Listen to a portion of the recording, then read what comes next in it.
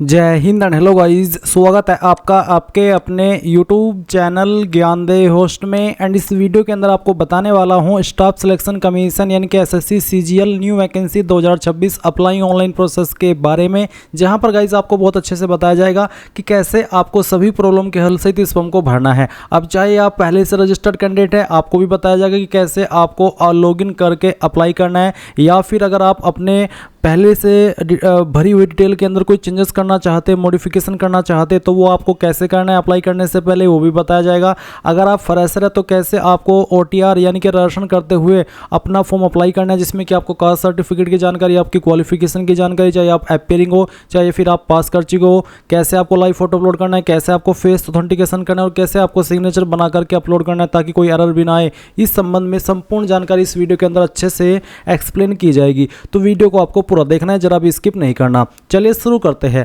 अगर आपने अभी तक वीडियो को लाइक शेयर नहीं किया हो तो कर देना और चैनल को सब्सक्राइब कर लेना। फिर जो लिंक मैंने आपको इस वीडियो को डिस्क्रिप्शन में दिया, आप ओपन करेंगे, जानने को मिलेगा कि इसमें 12,256 वैकेंसी निकाली गई है और आप लोग ये फॉर्म 22 जून 2026 तक भर सकते हैं। एंड गाइज फीस इसमें जनरल ओबीसी के लिए 100 है, SC ST and all category female यानी कि फीमेल चाहे जनरल की भी क्यों ना हो, ओबीसी की भी क्यों ना हो, इनको कोई फीस पे करने की आवश्यकता नहीं है। ये कैटेगरी फ्री में अप्लाई कर पाएंगे। फिर एज लिमिट आपकी 18 से 30 साल के बीच रखी गई है। एंड आप जानेंगे कि इसमें अप्लाई करने के लिए ग्रेजुएट की योग्यता मांगी है और कुछ पोस्ट पर यहाँ पर स्पेशल ग्रेजुएशन मांगी है, जो कि आप यहाँ पर देख सकते हैं। कौन सी पोस्ट पर एज लिमिट कितनी है और वो वैकेंसी किस डिपार्टमेंट के अंदर है, ये आप यहाँ पर अच्छे से चेक कर सकते हैं। इसके अलावा आपको यहाँ पर बाकी की जो इंपॉर्टेंट डेट्स है वो देखने को मिलेगी। अगर आपके फॉर्म के अंदर कोई गलती हो जाती है तो आप 29 जून से लेकर के 1 जुलाई 2026 तक उसको करेक्ट कर पाएंगे। फिर आप एक वीडियो देखेंगे जो कि मैंने बनाई हुई है स्पेशली, अगर आपको फेस ऑथेंटिकेशन करना नहीं आता, उसमें एरर आता है, आप इस वीडियो को वॉच करना। अगर आपको सिग्नेचर कैसे बनाना है, कैसे अपलोड करना है, उसके संबंध में कोई इन्फॉर्मेशन नहीं है तो आप एक बार इस वीडियो को वॉच कर लेना। मैंने बहुत ही अच्छे से बताया है, जो कि आप मोबाइल या कंप्यूटर दोनों का इस्तेमाल करके समझ सकते हैं कि कैसे आपको सिग्नेचर को बनाना भी है ताकि वो अपलोड हो और कोई एरर भी ना आए। इस संबंध में इस वीडियो के अंदर पूरी जानकारी दी गई है। अब अगर आप एलिजिबल है सभी जानकारी जानने के बाद और अभी तक आपने ये फॉर्म नहीं भरा तो इंपॉर्टेंट लिंक के सेक्शन से अप्लाई ऑनलाइन लिंक ओपन करेंगे। अब आपके सामने यहाँ पर एसएससी की ऑफिशियल वेबसाइट आ जाएगी। यहाँ पर आ जाने के बाद में मैं आपको बता दूं, अगर आप पहले से रजिस्टर्ड है इस वेबसाइट के ऊपर तो आप डायरेक्टली लॉगिन और रजिस्टर इसके ऊपर क्लिक करेंगे, अपना रजिस्ट्रेशन नंबर डालेंगे जो आपको रजिस्ट्रेशन करने के बाद में मिलता है, अपना पासवर्ड डालेंगे जो आपने बनाया था और कैप्चा कोड डाल करके लॉगिन कर लेंगे। अब गाइज आप पहले से रजिस्टर्ड तो है बट आपको आपका पासवर्ड नहीं पता और ना ही आपको आपका रजिस्ट्रेशन नंबर पता, तो आप उसको कैसे रिकवर करेंगे वो भी आप जान लीजिए। आप फॉरगॉट पासवर्ड इसके ऊपर क्लिक करेंगे, गेट वेरिफिकेशन कोड वाला ऑप्शन सेलेक्ट करके कंफर्म के ऊपर क्लिक करेंगे एंड देन इस तरह का इंटरफेस आएगा। अब आपको यहाँ पर आपकी डेट ऑफ बर्थ इसमें सेलेक्ट कर लेनी है जो आपने फॉर्म के अंदर भरी थी, 10th का एजुकेशन बोर्ड आपको यहाँ पर सेलेक्ट कर लेना है, फिर रजिस्टर्ड ईमेल आईडी या फिर नंबर को एक चीज डालनी है और गेट वेरिफिकेशन कोड इसके ऊपर क्लिक करना है। इसके बाद आपको आपके नंबर और ईमेल दोनों के ऊपर ओटीपी सेंड किया जाएगा। कोई भी एक ओटीपी डाल करके जब आप कंटिन्यू करेंगे तो आपको डिस्प्ले के ऊपर यहीं पर आपका रजिस्ट्रेशन नंबर शो होगा और साथ ही आपको एक न्यू पासवर्ड बनाने को बोला जाएगा। तो न्यू पासवर्ड जब आप बनाएंगे तो इस तरह का बनाएंगे जैसे कि मैं आपको यहाँ पर डेमो दे करके दिखा रहा हूँ, जिसमें कि इंग्लिश का कैपिटल लेटर, स्मॉल लेटर, एक स्पेशल कैरेक्टर और साथ ही डिजिट, कुछ इस तरह का पासवर्ड आप बनाएंगे और उसको डाल करके जैसे आप सबमिट करेंगे तो आपका पासवर्ड बन जाएगा और इस पासवर्ड का इस्तेमाल करके आप यहाँ पर लॉगिन हो जाएंगे। अब गाइज अगर आप फ्रेशर है, आपने इस वेबसाइट का इस्तेमाल करके पहले कोई फॉर्म भरा ही नहीं, पहली बार कोई फॉर्म भरने वाले हैं, तो आपको इसमें पहले रजिस्टर होना होगा यानी कि अपना अकाउंट क्रिएट करना होगा। इसके लिए आप यहाँ पर रजिस्टर नाउ इसके ऊपर क्लिक करेंगे, देन आपके सामने इस तरह से इंटरफेस आएगा। अब आपको यहाँ से कंटिन्यू कर देना है। कंटिन्यू करने के बाद अब आप यहाँ पर देख सकते हैं कि आपके सामने आधार ओटीपी का जो एक सेक्शन है यहाँ पर डाल दिया है। अगर आप पहले से रजिस्टर्ड कैंडिडेट है तो गाइज जब आप लॉगिन करेंगे उस वक्त आपको ये ओटीपी वेरिफिकेशन करना होगा, बट आप तो फ्रेशर है, पहली बार इस वेबसाइट का इस्तेमाल करके फॉर्म भर रहे हैं तो इसलिए आपको ये चीज़ अब पहले ही करनी है, जो कि 2 जून से स्टार्ट हो रही है। तो यहाँ पर पूछेगी कि आपके पास आधार कार्ड है, अगर है तो आप यस करके अपना आधार नंबर डालेंगे, उस नंबर को दोबारा डाल करके वेरीफाई करेंगे, यहाँ पर टिक करेंगे। अगर आपको जो इन्फॉर्मेशन यहाँ पर इंग्लिश के अंदर ये पैराग्राफ दिया गया है इसको हिंदी के अंदर पढ़ना है या फिर सुनना है तो आप स्विच टू हिंदी के ऊपर क्लिक करके इस ऑडियो वाले निशान के ऊपर क्लिक करके इसको सुन भी सकते हैं। एंड उसके बाद गाइज आपको सेंड ओटीपी के ऊपर क्लिक करना है।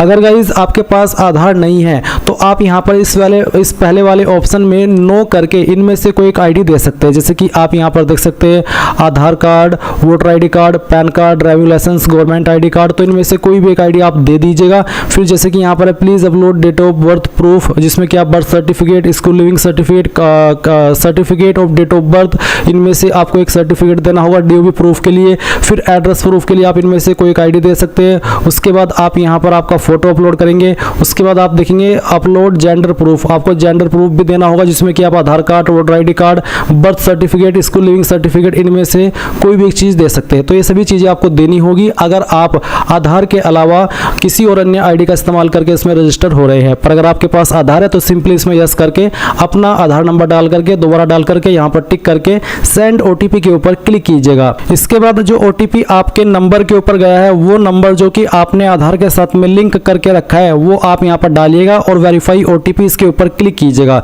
जैसे आप इसके ऊपर क्लिक करेंगे तो देखेंगे सक्सेस यानी कि ओटीपी वेरिफिकेशन हो चुका है। अब आपको यहाँ पर जो आपका नाम है वो 10th के सर्टिफिकेट के अकॉर्डिंग भरना है। पूरा नाम आप यहाँ पर डाल दीजिएगा। इस नाम को दोबारा डाल करके आपको वेरीफाई कर देना है। फिर आपसे पूछे 3 पॉइंट में कि क्या आपने कभी आपका नाम बदला है, अगर हाँ तो यस, नहीं तो आप नो करेंगे। फिर आपका जेंडर सेलेक्ट कर लेंगे, उसको दोबारा सेलेक्ट करके वेरीफाई करेंगे। एंड देन जो आपकी डेट ऑफ बर्थ है ये आपको यहाँ पर एंटर करनी है। डेट ऑफ बर्थ भी आपके 10th के सर्टिफिकेट के अकॉर्डिंग होनी चाहिए। इसके बाद में गाइज आप यहाँ पर वेरीफाइड डेट ऑफ बर्थ में दोबारा से अपनी डेट ऑफ बर्थ सेलेक्ट करेंगे और उसको वेरीफाई कर देंगे। फिर आपका जो फादर नेम है वो भी आपको डालना है 10th के सर्टिफिकेट के अकॉर्डिंग ही और उसको दोबारा डाल करके वेरीफाई करना है। फिर आप मदर नेम डालेंगे 10th के सर्टिफिकेट के अकॉर्डिंग और दोबारा डाल करके वेरीफाई कर दीजिएगा। 8 पॉइंट है matriculation 10th class education board, आपने आपकी 10वीं किस बोर्ड से की है। यहाँ पर आपको काफ़ी सारे बोर्ड देखने को मिल रहे हैं, तो इनमें से जो भी आपका बोर्ड है वही बोर्ड आपको यहाँ पर सिलेक्ट कर लेना है। ये बोर्ड सिलेक्ट करने के बाद में आप यहाँ पर देखेंगे 9 पॉइंट रोल नंबर का, तो जो आपका रोल नंबर है वो भी आपको 10th के सर्टिफिकेट के अकॉर्डिंग यहाँ पर भरना है। और आपको बोला कि roll code is given in your matriculation certificate then enter roll code, यानी कि अगर आपके 10वीं के सर्टिफिकेट के ऊपर रोल कोड है तो आप यहाँ पर रोल कोड भी दे सकते हैं। तो बेसिकली अगर रोल नंबर है तो रोल नंबर डाल दीजिए, रोल कोड है तो रोल कोड डाल दीजिएगा और उसको दोबारा डाल करके वेरीफाई कीजिएगा। फिर आता है ईयर ऑफ पासिंग, किस साल के अंदर आपने आपकी 10वीं पास कर ली थी, वो साल आप यहाँ पर सेलेक्ट कर लेंगे, उसको दोबारा सेलेक्ट करके आपको यहाँ पर वेरीफाई कर देना है। 11 पॉइंट है highest level of education qualification, वो आपकी क्वालिफिकेशन जो कि आपने कंप्लीट की हो। अगर आप अभी कोई क्वालिफिकेशन कर रहे हैं जैसे कि डिप्लोमा, ग्रेजुएशन, तो आप उसको सेलेक्ट ना करिएगा, आप वही क्वालिफिकेशन सेलेक्ट करिएगा जो कि आपकी कंप्लीटेड है। उसके बाद आप देखेंगे कैंडिडेट्स मोबाइल नंबर, आप आपका मोबाइल नंबर डालिए जो कि आप रजिस्टर करना चाहते हैं। और फिर जैसे कि मैं यहाँ पर आपको नंबर डाल करके दिखाता हूँ, तो चलिए हम यहाँ पर एक नंबर एंटर कर देते हैं। तो आप यहाँ पर जैसे ही नंबर डालेंगे आपको सेंड ओटीपी का ऑप्शन देखने को मिलेगा, आप इसके ऊपर क्लिक कीजिएगा और उसके बाद में गाइज आपके नंबर के ऊपर ओटीपी जाएगा, वो ओटीपी आप यहाँ पर डाल दीजिएगा। फिर आप आपकी ईमेल आईडी डालेंगे और जैसे ही आप ईमेल आईडी फिल करेंगे तो सेंड ओटीपी का ऑप्शन मिलेगा, आप जैसे उसके ऊपर क्लिक करेंगे तो आपकी ईमेल के ऊपर भी ओटीपी चला जाएगा। फिर आप वो ओटीपी भी यहाँ पर डाल देंगे। उसके बाद जो भी जानकारी आपने यहाँ पर भरी है उन सभी को चेक करेंगे और सेव एंड नेक्स्ट के ऊपर क्लिक कर देंगे। एंड देन गाइज आप यहाँ पर देखेंगे success personal detail submitted successfully. अब आपको यहाँ से ओके करना है और ओके करने के बाद में आपको आपका रजिस्टर नंबर मिल चुका है। ये नंबर आपको नोट कर लेना है क्योंकि ये आपको फ्यूचर में बहुत काम आएगा एसएससी का कोई भी फॉर्म भरने के लिए। तो अब आपको यहाँ पर क्या करना है, आपको कंटिन्यू के ऊपर क्लिक करना है। अब गाइज यहाँ पर आपके सामने कुछ ऐसा इंटरफेस आएगा, तो आपको यहाँ पर आपका रजिस्टर नंबर डालना है जो कि अभी आपको मिला है और फिर आपको यहाँ पर आपका पासवर्ड ईमेल के माध्यम से सेंड कर दिया है, वो पासवर्ड आप यहाँ पर डालेंगे। एंड उसके बाद में जो कैप्चा कोड आपको दिखाई दे रहा है आपके डिस्प्ले के ऊपर, वो आप यहाँ पर डालिएगा एंड देन साइन इन के ऊपर क्लिक कीजिएगा। इसके बाद में यहाँ पर आपको बोला है please set a new password, तो आपको यहाँ पर एक नया पासवर्ड बनाना है, बट पहले आप यहाँ पर आपका ओल्ड पासवर्ड डालें जो कि अभी आपको ईमेल के माध्यम से मिला। एंड देन फिर आप एक न्यू पासवर्ड बनाएंगे जिसमें कि आपको यहाँ पर एक इंग्लिश का कैपिटल लेटर कम से कम एक, स्मॉल लेटर कम से कम एक, ज्यादा कितने भी रख सकते हैं, एक नंबर और कोई एक स्पेशल कैरेक्टर। एग्जाम्पल मैं आपको यहाँ पर देकर के दिखाता हूँ, आप देख लीजिए। कुछ इस तरह का पासवर्ड आप बना लीजिएगा जिसमें कि इंग्लिश का कैपिटल लेटर भी है, स्मॉल लेटर भी है, स्पेशल कैरेक्टर भी है और डिजिट भी है। तो ये पासवर्ड बनाने के बाद में आप उसको दोबारा यहाँ पर डाल करके वेरीफाई कर दीजिए। फिर आपको यहाँ पर एक सिक्योरिटी क्वेश्चन सेलेक्ट कर लेना है एंड उसका आंसर आपको आपकी मर्जी के अकॉर्डिंग यहाँ पर दे देना है और फिर सेकंड सिक्योरिटी क्वेश्चन आपको सेलेक्ट करना है और फिर उसका जो आंसर है वो भी आपको यहाँ पर डाल देना है। एंड उसके बाद गाइज आप सेव एंड नेक्स्ट के ऊपर क्लिक करेंगे। अब आप यहाँ पर देख सकते हैं आपका पासवर्ड सक्सेसफुली क्रिएट हो चुका है। अब आप यहाँ से ओके कीजिए और ओके करने के बाद में आपको यहाँ पर आपके रजिस्टर नंबर एंड जो आपने पासवर्ड बनाया है उसका इस्तेमाल करके कैप्चा कोड डालना है और लॉगिन के ऊपर क्लिक करना है। इसके बाद आप यहाँ पर देखेंगे एडिशनल डिटेल, तो आपको यहाँ पर पहले आपकी कैटेगरी सेलेक्ट करनी है, SC ST OBC या फिर जनरल, तो जो भी है वो आप यहाँ पर सेलेक्ट कर लीजिए। फिर आपकी कैटेगरी दोबारा सेलेक्ट करके वेरीफाई कर ले एंड देन आप यहाँ पर नेशनलिटी के अंदर सिटीजन ऑफ इंडिया सेलेक्ट कर लेंगे। विजिबल आइडेंटिफिकेशन मार्क्स, आपकी बॉडी के ऊपर वो निशान जिससे आपकी बॉडी की पहचान होती है, तो उस मार्क के बारे में आप यहाँ पर लिख देंगे। अगर नहीं है कोई मार्क तो आप नो मार्क लिख दीजिएगा। अगर आप विकलांग है तो आप इस वाले 5 पॉइंट में यस करेंगे, नहीं तो आपको नो करना है। फिर 6 पॉइंट में आपका जो परमानेंट एड्रेस है वो आपको यहाँ पर इस बॉक्स में लिखना है और जो आपकी स्टेट है वो यहाँ से सेलेक्ट कर लेनी है, फिर डिस्ट्रिक्ट सेलेक्ट कर लेनी है और उसके बाद में जो आपका पिन कोड है वो भी आपको यहाँ पर डाल देना है। एंड देन अगर आपका प्रेजेंट और परमानेंट एड्रेस एक है, अलग अलग नहीं है, तो आप यहाँ पर यस कर देंगे और इसके बाद में आपको सेव एंड नेक्स्ट के ऊपर क्लिक करना है। अब ये जानकारी भी आपकी सेव हो जाएगी। अब आपको यहाँ पर ओके करना है और ओके करने के बाद में आपके सामने डिक्लेरेशन है तो आप यहाँ पर टिक कीजिए और इसके बाद में अगर आपने जो भी जानकारी भरी उनको चेक करना चाहते हैं तो आप यहाँ पर प्रीव्यू OTR इसके ऊपर क्लिक करके सभी जानकारी को चेक कर ले और जब आपको लगे कि सभी जानकारी सही है तो वो भी आप यहाँ से डिक्लेयर के ऊपर क्लिक करके इस OTR को सबमिट कर देंगे। नहीं तो आप यहाँ से प्रिंट लेना चाहे तो आप वो भी ले सकते हैं। एंड देन फिर आप डिक्लेयर के ऊपर क्लिक कर दीजिए। इसके ऊपर क्लिक करने के बाद देखेंगे डिक्लेरेशन सबमिटेड सक्सेसफुली। अब आप यहाँ से ओके कर दीजिए। अब गाइज यहाँ पर आप जैसे ही अपना OTR कर लेंगे, अपना रजिस्ट्रेशन कर लेंगे तो आपके सामने यहाँ पर इस तरह का इंटरफेस आ जाएगा। मैं आपको बता दूं अगर आप पहले से रजिस्टर्ड है और आपने यहाँ पर लॉगिन किया और आपके सामने ये वाला इंटरफेस आया और गाइज आपको अपनी पुरानी इन्फॉर्मेशन में से कोई इन्फॉर्मेशन एडिट करनी है वो गलत हो गई थी तो आप उसको कैसे करेंगे वो भी आप यहाँ पर जान लीजिए। आपको यहीं पर एडिट रजिस्ट्रेशन डिटेल्स का एक सेक्शन देखने को मिल रहा है, आप यहाँ पर इसके ऊपर क्लिक करना और इसके ऊपर क्लिक करने के बाद इस तरह का इंटरफेस आएगा। अब आप नीचे की तरफ आएंगे और यहाँ पर आप जो भी इन्फॉर्मेशन एडिट करना चाहे वो कर सकते हैं और नीचे आकर के आपको सेंड OTP करना होगा नंबर पर भी और ईमेल पर भी। जैसे ही आप यहाँ पर सेंड OTP कर देंगे आपको OTP सेंड किए जाएंगे, वो OTP आपको यहाँ पर डालने होंगे और उसके बाद में सेव एंड नेक्स्ट के ऊपर क्लिक करेंगे तो आपकी जो एडिट की अतिरिक्त इन्फॉर्मेशन है जिसमें कि आपका एड्रेस भी है और आपकी अन्य इन्फॉर्मेशन भी है वो सभी भी आप एडिट कर पाएंगे और उसके बाद में आप जैसे ही अपनी प्रोफाइल को सबमिट कर देंगे तो वो सबमिट हो जाएगी और जो मॉडिफिकेशन आपने किया है वो आपका मॉडिफिकेशन स्वीकार कर लिया जाएगा। और इसके बाद फिर आपको यहाँ पर आना है जहाँ से आपने डायरेक्टली लॉगिन करके ये वाला इंटरफेस देखा था लाइव एग्जामिनेशन के सेक्शन से, आपको अप्लाई के ऊपर क्लिक करना है। फिर गाइस इस तरह से इंस्ट्रक्शंस आएंगे, आप यहाँ पर फिल फॉर्म इसके ऊपर क्लिक करेंगे। इसके बाद ये सब इन्फॉर्मेशन आएगी जो आपने यहाँ पर OTR करते समय भरी थी, सभी इन्फॉर्मेशन चेक करते हुए नेक्स्ट के ऊपर क्लिक करेंगे और यहाँ से ओके कर देंगे। अब आपको यहाँ पर 19 पॉइंट में आपकी हाईएस्ट एजुकेशनल क्वालिफिकेशन बतानी है। हाईएस्ट क्वालिफिकेशन वो जो क्वालिफिकेशन आपकी कंप्लीट है वो क्वालिफिकेशन आप यहाँ पर सिलेक्ट कर लीजिए। फिर 20 पॉइंट है details of qualifying educational qualification. Qualifying educational qualification वो होती है जिससे कि आप इस पोस्ट पर अप्लाई करने के लिए एलिजिबल होते हैं और हाईएस्ट क्वालिफिकेशन आपकी ग्रेजुएशन, पोस्ट ग्रेजुएशन या PhD वो कुछ भी हो सकती है। तो 20 पॉइंट में आपको वो क्वालिफिकेशन बतानी है जिससे कि आप अप्लाई करने के लिए एलिजिबल हो रहे हैं। तो इसमें अप्लाई करने के लिए एलिजिबल होते हैं ग्रेजुएशन से, तो मैं यहाँ पर ग्रेजुएशन सेलेक्ट कर लेता हूँ।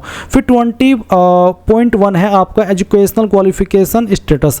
अब जो आपने ये क्वालिफिकेशन सेलेक्ट की है ग्रेजुएशन, ये आपकी पास है या फिर अभी आप कर रहे हैं। अगर आप एपियरिंग है तो आप यहाँ पर 2026 ईयर सेलेक्ट करेंगे और अगर आप पास हैं तो आप पास सेलेक्ट कर लेंगे। इसके बाद आप यहाँ पर पासिंग ईयर जो भी आपका है वो सेलेक्ट कर लीजिएगा। फिर 20.3 में आपको आपकी स्टेट बतानी है कि कौन सी स्टेट से आपने इस क्वालिफिकेशन को किया है। उसके बाद में 20.4 में आपको बताना कि आपने कौन सी यूनिवर्सिटी, कौन सी इंस्टीट्यूट से आपकी इस क्वालिफिकेशन को किया है। अगर वो यहाँ पर इसमें लिस्ट में नहीं है तो आप अदर का ऑप्शन सेलेक्ट कर लीजिएगा। फिर 20.5 में आपको फाइनल ईयर का रोल नंबर डाल देना है और जो एपियरिंग है उनके सामने में भी ये वाला ऑप्शन ना आए। और आपको ये भी कहा है कि 20.6 में कि percentage candidate who do not have their percentage mentioned on their marksheet due to कोविड-19 और any other reason for the year 2020 and 2021 can enter NA। यानी कि जिन्होंने कोविड-19 के दौरान अपनी क्वालिफिकेशन की है और उनकी परसेंटेज नहीं है तो उनको यहाँ पर 20.6 इस वाले ऑप्शन में NA लिखना होगा। बट अगर आपके पास आपकी परसेंटेज है तो आप यहाँ पर डाल दीजिए।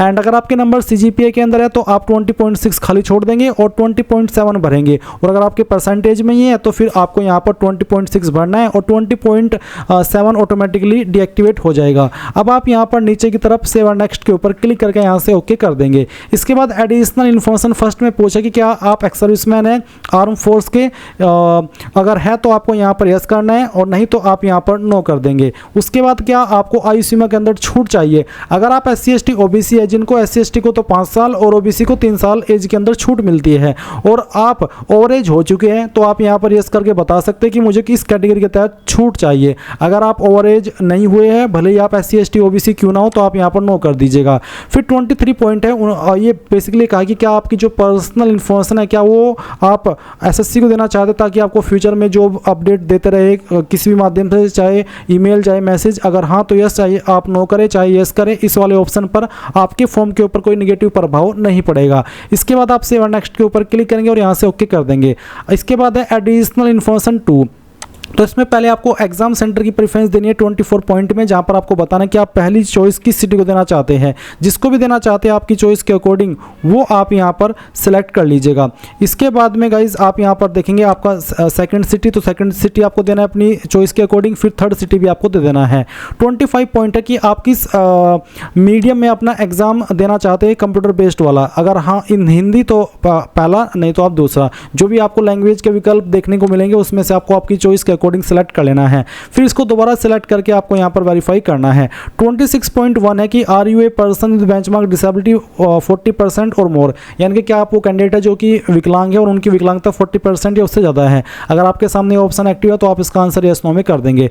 26.3 जो कि सभी के लिए एक्टिव होगा, ये बेसिकली एक आप पूछा कि क्या आपको फिजिकल लिमिटेशन है लिखने में और आप खुद से एग्जाम नहीं लिख सकते, आपको उसके लिए स्क्राइब चाहिए। अगर हाँ तो आप यहाँ पर यस करेंगे, नहीं तो आपको नो कर देना है। फिर यहाँ पर 27.1 है कि are you also applying for the post of junior statistical officer, यानी कि जो जूनियर स्टैटिस्टिकल ऑफिसर की पोस्ट है क्या आप उस पर भी अप्लाई कर रहे हैं। अगर हाँ तो आप इसमें यस करेंगे। अब ये जो जूनियर स्टैटिस्टिकल ऑफिसर की पोस्ट है इस पर अप्लाई करने के लिए, वैसे तो जो बाकी पोस्ट है उन पर तो एनी स्ट्रीम से अगर आपने ग्रेजुएशन की है अप्लाई कर सकते हैं, बट इस पोस्ट पर अप्लाई करने के लिए स्पेशल एलिजिबिलिटी आपके पास क्वालिफिकेशन की होनी चाहिए। तो अगर आपके पास वो है और आप इस पर भी अप्लाई करना चाहते हैं तो आप यस कर दीजिएगा। फिर पूछा है आपसे 27.2 में कि जो उस पर अप्लाई करने के लिए एजुकेशनल क्वालिफिकेशन चाहिए क्या वो आपके पास है, तो आपको इसमें भी यस करना होगा, तभी आप एलिजिबल होंगे। इसी प्रकार से क्या आपको स्टैटिस्टिकल इन्वेस्टिगेटर ग्रेड 2 पर भी अप्लाई करना है, अगर हाँ तो आप यस कर दीजिए, नहीं तो आप नो करेंगे। गाइज फिर से बता दूं, इन पर अप्लाई करने के लिए 2 पोस्ट पर अलग से स्पेशल क्वालिफिकेशन चाहिए। तो अगर उससे जुड़ी हुई आपकी क्वालिफिकेशन है तो ही यस करना, नहीं है तो आप नो कर देना, कोई इस वाली बात नहीं है। इसके अलावा भी बहुत सारी पोस्ट है जिन पर एनी ग्रेजुएट डिग्री वाले कैंडिडेट अप्लाई कर सकते हैं। इसके बाद 29.1 है कि name of language studied at passed at matriculation level, यानी कि जो मैट्रिकुलेशन लेवल है उस पर आपने कौन कौन सी लैंग्वेज को पढ़ा है। तो मैं यहाँ पर हिंदी और इंग्लिश सेलेक्ट कर लेता हूँ क्योंकि मैंने इन 2 लैंग्वेज को 10वीं में पढ़ा है। उसके बाद में मीडियम ऑफ मैट्रिकुलेशन एग्जामिनेशन, जो आपका 10वीं का मीडियम था वो हिंदी था, इंग्लिश था, क्या था वो आपको सेलेक्ट कर लेना है। उसके बाद 30.1 है कि क्या आप जो आपकी असिस्टेंट ऑडिट ऑफिसर की पोस्ट है सेंट्रल कार्डर की, इस पर भी अप्लाई करना चाहते हैं। अगर हाँ तो यस, और फिर आपको बताना कि हाँ मेरे पास इससे जुड़ी हुई क्वालिफिकेशन भी है। फिर इसी प्रकार से अगली में पूछा कि क्या आप असिस्टेंट ऑडिट ऑफिसर पर भी अप्लाई करना चाहते हैं जो स्टेट कार्डर की है। अगर हाँ तो यस, और क्या आपके पास फिर उससे जुड़ी हुई क्वालिफिकेशन है तो आप यहाँ पर यस कर देंगे। फिर अगली पोस्ट है कि क्या आप असिस्टेंट अकाउंट्स ऑफिसर स्टेट कार्डर की पोस्ट पर भी अप्लाई करना चाहते हैं, और फिर क्या आपके पास उससे जुड़ी हुई क्वालिफिकेशन भी है, तो आप यहाँ पर इस तरह से यस नो कर देना। फिर से कह रहा हूँ कि आपको एक बार नोटिफिकेशन चेक करके देख लेना कि उस पोस्ट पर जो अप्लाई करने के लिए क्वालिफिकेशन चाहिए वो आपके पास है भी या नहीं तो फिर आप कहेंगे कि सर आप तो गलत बता रहे हो, आपने ये बता दिया, आपने वो बता दिया। इसलिए मैं कह रहा हूं कि खुद से भी एक बार नोटिफिकेशन देख लेना है, उसमें आपको अच्छे से बताया। मैं चलिए एक बार दिखाई देता हूं आपको। आप यहां पर देख पा रहे हैं इसमें आपको काफ़ी सारी पोस्ट देखने को मिल रही है। कुछ पोस्ट पर आप देख सकते हैं बैचलर डिग्री एनी स्ट्रीम, इसका मतलब हो जाता है कि किसी भी डिसिप्लिन में किसी भी स्ट्रीम में अगर आपने ग्रेजुएशन किया तो आप इन पर अप्लाई कर सकते हैं। फिर यहाँ पर कुछ पोस्ट आपको देखने को मिल रही है जैसे कि जूनियर स्टैटिस्टिकल ऑफिसर, तो इस पर अप्लाई करने के लिए आपसे एक स्पेशल एलिजिबिलिटी मांगी है। तो इसी प्रकार से जो पोस्ट यहाँ पर आपने देखी इन पर भी एक स्पेशल एलिजिबिलिटी मांगी है, तो आपको उनको देख करके यहाँ पर यस नो में आंसर करना है। इसके बाद आप सेव नेक्स्ट के ऊपर क्लिक करेंगे और ओके कर देंगे। अब आपके सामने यहाँ पर photo signature and face authentication का ऑप्शन आएगा जैसे कि आप यहाँ पर देख सकते हैं। तो आपको जो फेस ऑथेंटिकेशन करना है ये सिर्फ और सिर्फ आपका मोबाइल से होगा MySSC ऐप का इस्तेमाल करते हुए। तो आपको ये कैसे करना है वो मैं आपको यहाँ पर बताता हूँ। तो गाइज इसके लिए आपको क्या करना होगा, जो लिंक मैंने आपको इस वीडियो को डिस्क्रिप्शन में दिया हुआ है आपको ओपन कर लेना है। अगर आपने अभी तक भी नहीं किया तो आप इसको ओपन करेंगे और ओपन करने के बाद आप यहाँ पर एक वीडियो देखेंगे जो कि मैंने mainly face authentication, live photo और सिग्नेचर कैसे बनाना है और कैसे अपलोड करना है उसको लेकर के बनाई हुई है। जब आप इस वीडियो को यहाँ से वॉच करेंगे या फिर यहाँ पर इस लिंक के ऊपर क्लिक करेंगे तो ये यूट्यूब के अंदर ओपन हो जाएगी। और गाइज इस वीडियो के अंदर बहुत ही अच्छे से मैंने बताया है कि आपको कौन सा ऐप इस्तेमाल करना है, जिसमें कि बेसिकली आपको आधार फेस RDB ऐप इंस्टॉल करना होगा, MySSC ऐप इंस्टॉल करना होगा। उसी के साथ में गाइज आप फिर आप MySSC ऐप पर लॉगिन होंगे, अपने लॉगिन डिटेल का इस्तेमाल करके माई एप्लीकेशन सेक्शन से जाकर के अपने फॉर्म को कंटिन्यू करेंगे एंड फेस ऑथेंटिकेशन के सेक्शन पर आएंगे और इस तरह से आपका फेस ऑथेंटिकेशन करेंगे। आपकी आईज को पलका जब आप झपकाएंगे तो वो आपका फेस कैप्चर कर ले जाएगा और इस तरह से फेस ऑथेंटिकेशन हो जाएगा। फिर आप इसके बाद में आपका जो लाइव फोटो है वो अपलोड कर लेंगे। आपका सिग्नेचर गाइज आपको कैसे बनाना है, किस ऐप का इस्तेमाल करके बनाना है, कितने साइज के अंदर बनाना है और अगर साइज ज़्यादा हो जाता है तो कम कैसे करना है, कम हो जाता है तो ज़्यादा कैसे करना है, इसके संबंध में अच्छे से इस वीडियो के अंदर आपको बहुत ही जानकारी दी गई है। तो गाइज एक बार इस वीडियो को आप वॉच कर लेना, आपको 100% यहाँ पर आपका जो फोटो सिग्नेचर है वो अपलोड होगा और सभी चीज़ें अच्छे से एक्सप्लेन की गई है। तो जब आपका यहाँ पर फोटो सिग्नेचर हो जाए आप यहाँ पर इसी वाले पोर्टल पर आ जाएंगे जहाँ से आप फॉर्म भर रहे हैं, अगर आप फॉर्म कंप्यूटर से भर रहे हैं। तो गाइज जैसे ही आप यहाँ पर आपका फेस ऑथेंटिकेशन कर लेंगे तो आपको देखने को मिलेगा फेस ऑथेंटिकेशन स्टेटस कंप्लीटेड। साथ ही यहाँ पर आपका जो लाइव फोटो आपने कैप्चर किया है वो आपको देखने को मिल जाएगा और साथ ही आपका जो सिग्नेचर है वो भी इस तरह से आ जाएगा। इसके बाद आप सेव एंड नेक्स्ट के ऊपर क्लिक करेंगे और फिर जो भी जानकारी आपने शुरू से लेकर अभी तक भरी है वो आपके सामने आएगी। सभी जानकारी चेक करते हुए आप यहाँ पर सेव एंड नेक्स्ट के ऊपर क्लिक करेंगे, यहाँ पर टिक करेंगे, ये कैप्चा कोड डालेंगे और सबमिट कर देंगे। जैसे आप सबमिट करेंगे तो गाइज अगर आप SC ST है तो आपके सामने कोई पेमेंट का ऑप्शन नहीं आएगा, डायरेक्टली आप अपने फॉर्म का जो फाइनल प्रिंट आउट है वो ले पाएंगे। एंड अगर आप जनरल OBC है तो आपको पहले पेमेंट पर सेंड किया जाएगा, जब आप पेमेंट कर देंगे तो आप अपने फॉर्म का फाइनल प्रिंट आउट ले पाएंगे। तो गाइज इस प्रकार से आप लोग SSC CGL ऑनलाइन फॉर्म 2026 भरेंगे। आई होप ये प्रोसेस आपको पसंद आया होगा। अगर अभी भी कोई सवाल डाउट है तो आप कमेंट के माध्यम से पूछ लेना। Thanks for watching. जय हिंद।